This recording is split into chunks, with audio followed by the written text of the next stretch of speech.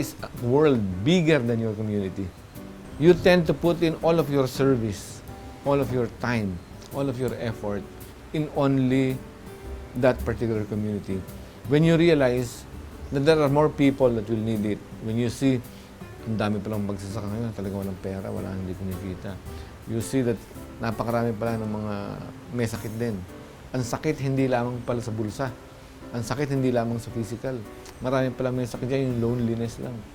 Nakita mo na yung mga religious organizations, especially religious orders, trying to make ends meet.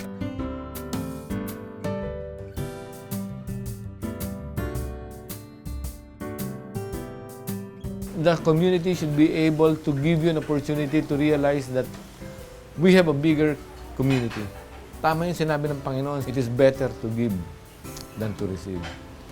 Because mas gusto ko na lang na ikaw ang nabibigyan ng opportunity na makapagbigay kaysa ikaw ang tinutulungan. At that time na naghahanap akong tulong, wala akong nakita ng tulong. Ngayon naman, darawa sa time na gusto kong tumulong, wala rin akong maitulong. Eh bakit ngayon, nabinigyan ka ng panahon na makatulong, hindi ka marunong tumulong? Eh baka mawala uli sa inyo lahat yan, di ba? O baka gusto mong puro lang hingi, aba ikaw ang in need. Napakalungkot nun. Napakalungkot ng buhay na ikaw ang palaging nangangailangan. Blessing for me, can you have enough of blessing? No. Because you will continue to be blessed as long as you're a blessing to others. But if you stop being a blessing to others, then there is no more reason kung bakit i-bless ka.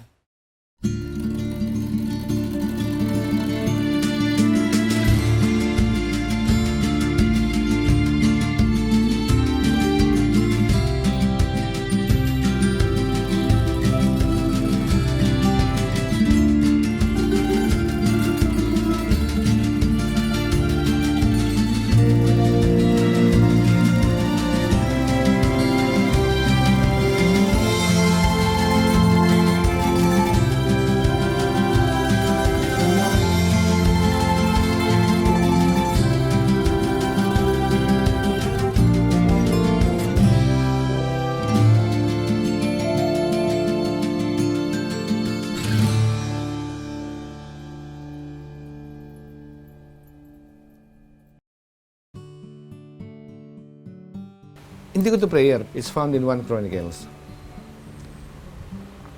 It's called the prayer of Jabez. Every day, Grace, me, even the children, were praying that. Ang nakasulod doon. And Jabez, even if he caused his mother pain, was the most blessed by the Lord because the Lord heard his prayer. Wow! Bigla ko nag-identify. First time I read that, Jabez never heard. Sabi ko, Lord, ako yun. Si never heard. I am the never heard man. Ibig sabihin, mga never heard, mga ordinaryong tao, never heard ng mga tao, may chance pa. Ako yun. Eh, nung nakasulat pa doon, even if he causes mother pain, naku, Lord, ako yun. Kahit ka pala hindi kilala, kahit na marami kang kasalanan, marami kang pinagagawa, you can still be blessed because the Lord heard this prayer. So, naging curious ako sa prayer ni Jabez. The first part of the prayer goes, Lord, bless me indeed. True enough, the prayer was being answered in several ways. Second part of the prayer is, Lord, expand my territory. Kung gusto ko palang i-bless ni Lord, you cannot be in your own comfort zone. He will bring you to places you have not been to. He will let you meet people you don't even know, you don't even dream about. He will give you opportunities and breaks and other things. Because you're praying specifically for that. Expand my territory. Not necessarily territory of the land, but territory of the mind, territory of the emotions, territory of opportunities.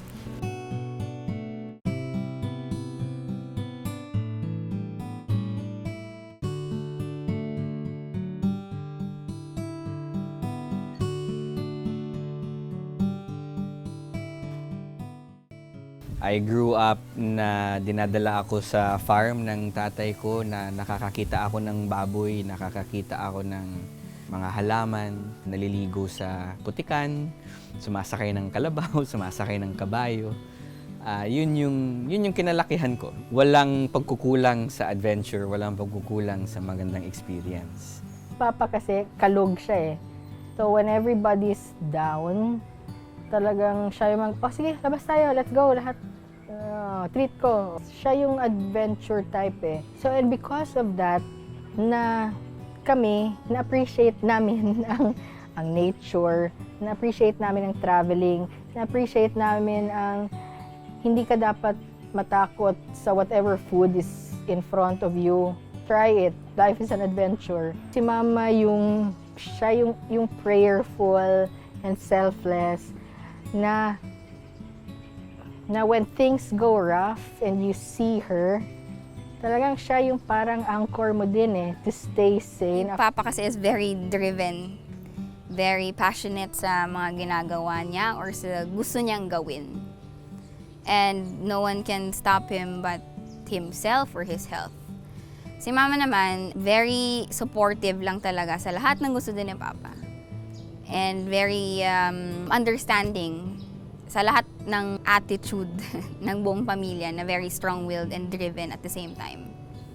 So them together is actually a very good combination. Early on, we were taught na, iba yung pakikitungo mo dapat sa mga tao because you're blessed. At the same time, work. You work for it because nothing is given on a silver platter. So after every meal, for example, liligpitin yung table, maghuhugas kayo ng plato, and then shifting yan. Kung sa kung sa elementary, parang cleaners. May cleaners na assignment every weekend.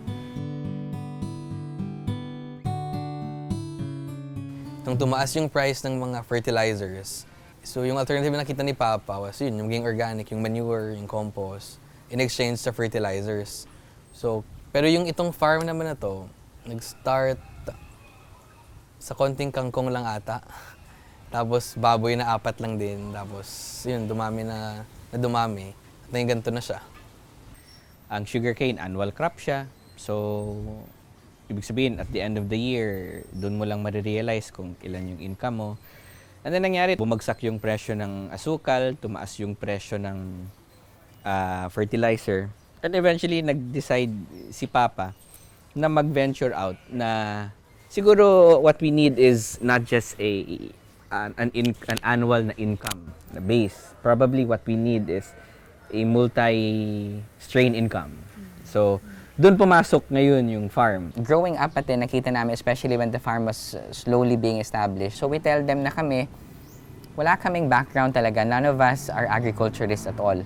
It's a slow process, and I think that every time you visit the farm, there's something new to discover. Not just about the environment, but also about yourself. Yung connection mo to the earth, yung connection mo to God. May spirituality na involved sa farming. Mostly, lahat kami na magkakapatid are strong-willed. And we usually make our own decisions. Ganun kami bringing up eh. So, kaya hinahayaan niya din kami sa business kung ano yung mga decision. Although we still talk about yung mga decisions kung paano i-handle yung sa marketing part. Kasi syempre, sila pa rin yung may-ari ng business. But so far, si Papa at Mama, okay talaga yung open talaga yung relationship namin eh. Nadidefine yung mga roles namin, tsaka nadidefine din yung strength namin. Like, example, yung brother ko who's an architect, this is his strength. The buildings and the house, the design, the layout. Yung sister ko na sa HR naman, so siya naman yung sa cooking, sa catering, and then we started accepting tours. Ang brother ko naman na isa na business management, na now he's helping out with the farm, how it operational wise and administratively wise siya. Yung eldest naman namin na may background sa medical na field, siya din naman yung nandun sa laboratory, siya din naman yung nandun sa pag-develop naman ng mga microorganisms. So may kanya-kanyang role naman tayo. Ako naman sa legal na side, since it's a family business, so, mga legal na mga matters, doon ako tumutulong. How did we survive? A lot of prayers, una. And I think nag-survive kami also because of the relationship din na meron kami sa family. Siguro yung damayan sa lahat, yung tulungan sa isa't isa, and nakikita namin na sa family siguro, syempre, it should come first. When I'm with the farmer, I talk like a farmer. When I'm an agronomist, I talk like somebody who knows about the soil. When I'm with the horticulturist, I talk about something about the plant. And before you know it, the Lord has really expanded your territory because you prayed for that.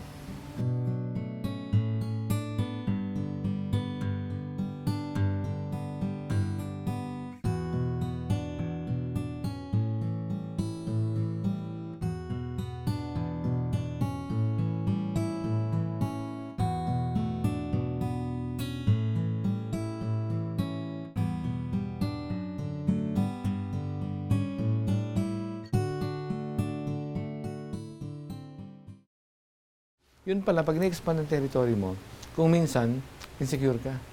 Indecisive ka. Kasi wala ka pang expertise on that particular field. So, I learned to sleep and turn over all my worries because of the third part of prayer.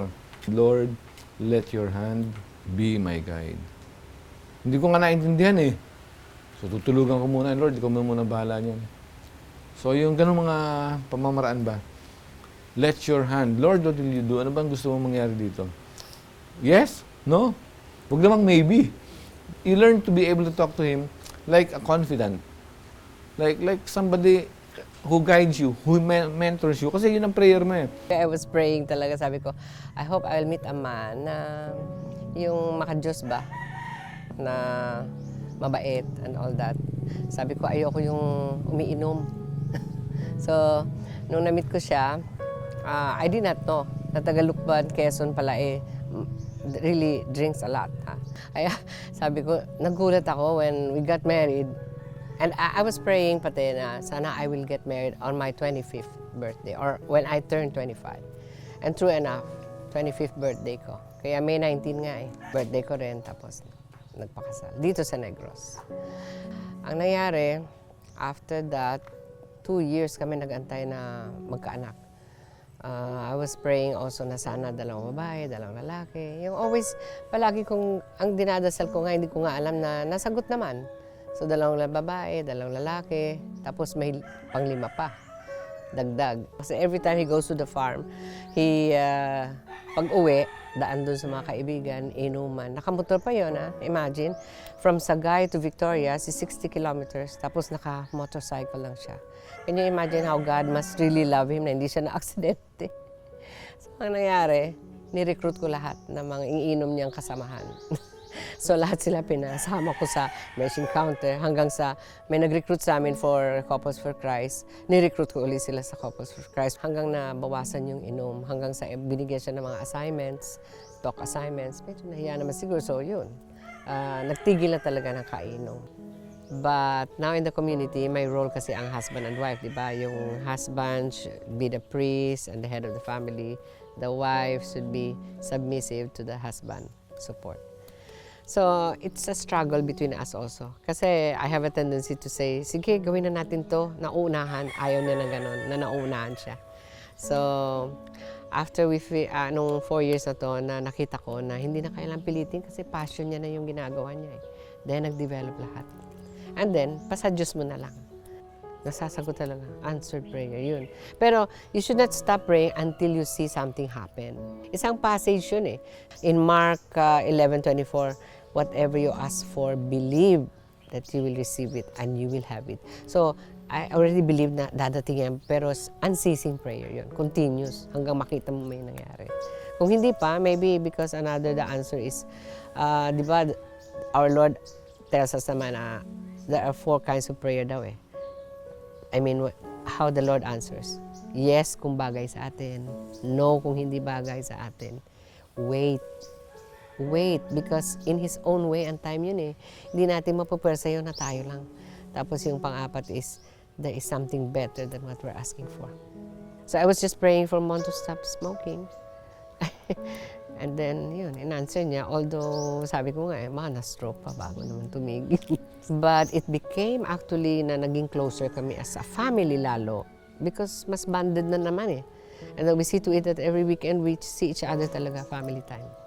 Yung 25 years in the community, marami din kaming teachings na naaralan talaga. Para bang feeling ko, I was not growing very much anymore.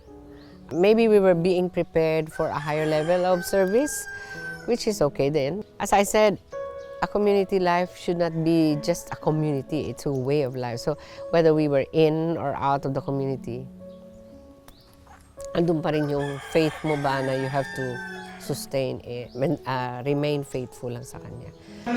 Actually, we were recruited in 1994, Couples for Christ, through Bradmon Peñalosa, Sister Grace. It has blessed us in so many ways, strengthened our faith, and also in times of trials, we're able to face it courageously because we know that the Lord is with us always. As an inspiration, I think they are God's model in terms of generosity. Their work right now is spreading their jobs to other communities like this organic farming. So in the process, seeing them as doing God's work and being generous is also inspire all of us, especially our members. Sabi nga ni Sister Grace, they have expanding the reach. So they do not focus more on the community but on other communities. With that talent, with that skills that they have, they've been using that also to propagate the word because kasama palagi si Lord in all the works that they've been doing. So not necessarily for business matters, but above all, nandyan pa rin si God. You cannot give what you do not have. They just receive the grace that God has given them, and then deep in me also, I can be able to share that to others. So based on that, malaki yung inspiration na na-receive namin sa kanila na ginagamit na rin namin para ma-inspire yung ibang tao. Sabi ng Panginoon, I came that you may have life and have it abundantly. So it's a very powerful tool becoming a member of the community. But don't stop there. Yun ang point ko. There is a bigger community. And you don't become parochial. Doon ka lamang sa isang lugar or sa comfort zone mo doon lamang sa isang tao. Dapat sa lahat.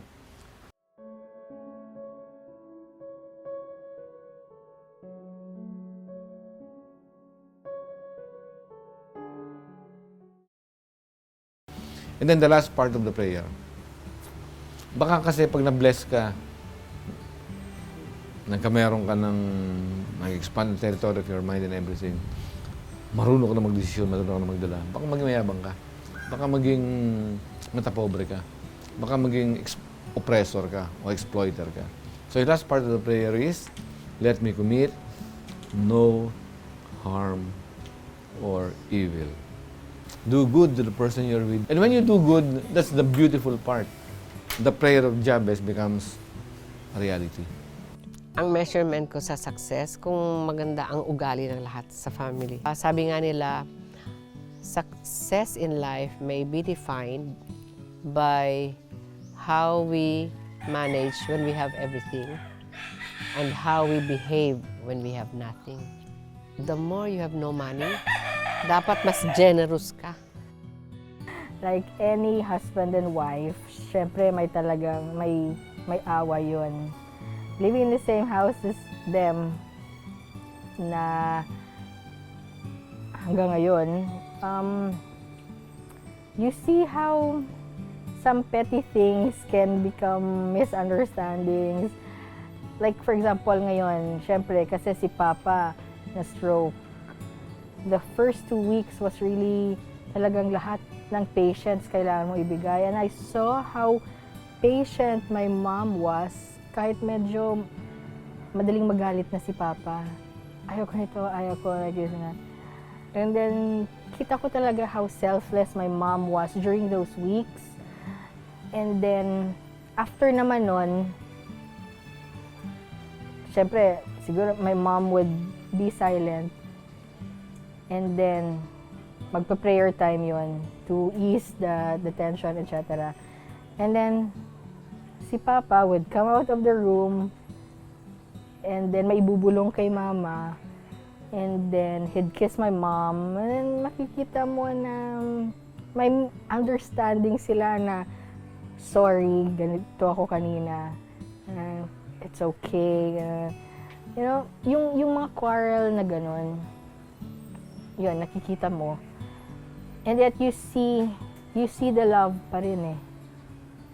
between both of them. And dun ko na-realize na he's getting older and siguro he won't be here in the next 30 to 40 years, 50 years. And syempre, we will have to take on the responsibility of handling kung ano yung gusto niyang iwang legacy. Kasi yun talaga yung gusto niya eh. He wants to leave something sa world na to. And he wants to teach us na kami sana yung sasalo. And sa family business kasi, wala ka namang day off na masasabi or... And hindi mo naman pwedeng magagalit ka lang and then okay na, quit ka na. No, you can't quit your family, just like your family business. It's a work in progress na kailangan mo lang talaga i-accept yung way na ganito na. At the end of the day, kami pa rin magkasama. I don't think there's a perfect family naman, pero it's important na you know na at the end of the day, you're still family. You're still family and you are God's gifts to each other. Kasi they're the first ones to teach you about love and religion. So growing up, it was also normal for us to be praying. Sa mga bahay namin, we always had altars. And then they showed us the importance of going to Mass. And yung sinasabi ng nanay ko talaga, in everything, give thanks. Well, my mom will always be my mom. Ibig sabihin, I will always be a 3-year-old in her eyes. And I am happy that I will always have a mom. Kasi hindi ako, may magre-remind sa akin to pray, may magre-remind sa akin to take care of my wife, may magre-remind sa akin about my kids. Sa tatay ko naman, siya yung hero ko, kaibigan ko, mentor ko. At ultimo talaga, naramdaman ko yung pagiging tatay sa kanya. And I would not be who I am now if it weren't for my dad. Love God, love yourself, love others. Kasi you cannot love others if you don't love yourself. You won't love yourself if you don't love God. If you don't like what you're doing, let it go. But if you love what you're doing, love it with a passion. Yung lagi niyang sinasabing Bible verse, which is Jeremiah 29 verse 11. Yung sinasabi ni Lord na, "For I know the plans I have for you. Plans to prosper you, plans to give you hope, and not to destroy you." Just always stay positive kasi si Lord na bahala na mag-aayos ng life mo. Kung hindi man ngayon, then siguro in His time. So, meron siyang palaging pinapaalala. Yung 4 na P. Know your purpose. Prepare for the purpose. Have the passion to do the purpose. Physicality. Prayer. Ang prayer ko sa kanya is to continuously be given the wisdom, the knowledge, the discernment to know God's will and follow it. Yun ang palagi kong dinasal sa kanya. And to free him from all temptations. Yun ang dinadasal ko rin. And I realize there's only one constant, na kahit gano'ng kasama ako, kahit gano'ng kaloko ako, mahal pa rin ako ng Panginoon. Halimbawa, hindi ko naman gagawin ko, pupunta man ako sa kaliwa, pupunta man ako sa kanan. Kahit na anong punta ko, kaliwa man o kanan, mahal pa rin ako sa hindi. Yung gano'ng confidence, laking bagay nun. Kasi kung wala kang confidence, hindi ka mahal ng Panginoon, ay di wala kang confidence. Kasi ang decision natin, kaliwa, kanan, diretso, atras, whatever ang mga decision mo. So wherever you are, iisa lang ang nasa, para sa akin doon. Basta alam ko, mahal ako ng Panginoon. I am special and He will give me His favor. Mahal ka ng Panginoon and you have God's favor. There's only 2 things I can tell you. You're unique and God loves you. Every time, anytime, anywhere you are in, whatever you do. Second thing I can tell you, yung lahat ng pamilya mo, negosyo mo, everything else is defined only because of your relationship with God. Good morning.